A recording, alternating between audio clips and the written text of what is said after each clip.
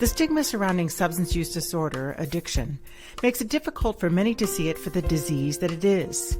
It's hard to look at the confusing, irrational, and even reckless behavior often associated with addiction as symptoms of a disease. But that's exactly what they are. Substance use disorder is a chronic, relapsing brain disorder that causes compulsive drug seeking and use despite possible negative consequences. When someone uses alcohol or another drug, not only is the brain changed to a state of pleasure, but circuits in the brain responsible for reward, stress, and self-control are hijacked.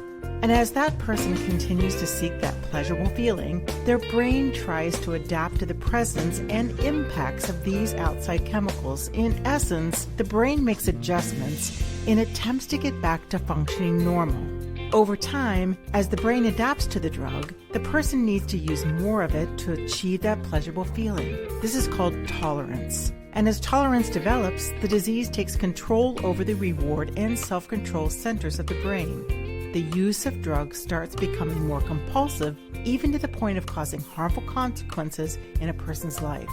And over time, as tolerance increases, the person will no longer feel pleasure when they drink or use, but will need to use the drug just to feel normal.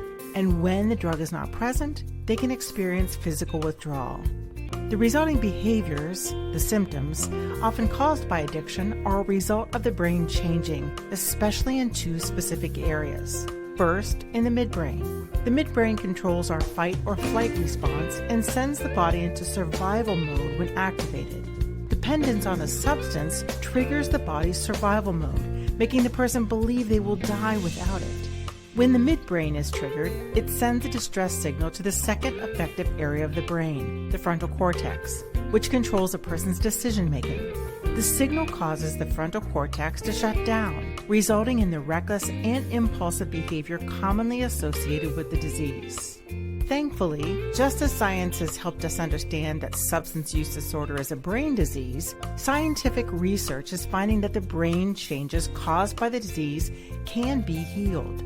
Substance use disorder was previously understood as a moral failing, but with scientific research, it's now understood as a preventable and treatable behavior-related disease, like type 2 diabetes and heart disease, all of which are influenced by personal choices and heredity.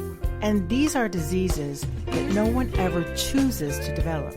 With 1 in 16 adults reported to have substance use disorder, understanding that it is a manageable disease is an important step towards supporting employees or future employees diagnosed with this disease.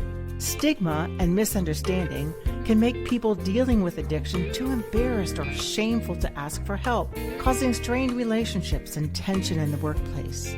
But developing a workplace culture and policies that treat substance use disorder like the disease it is can go a long way to combating stigma and helping employees manage their disease while doing great work for their organization, making it a win-win for the employer and the employee.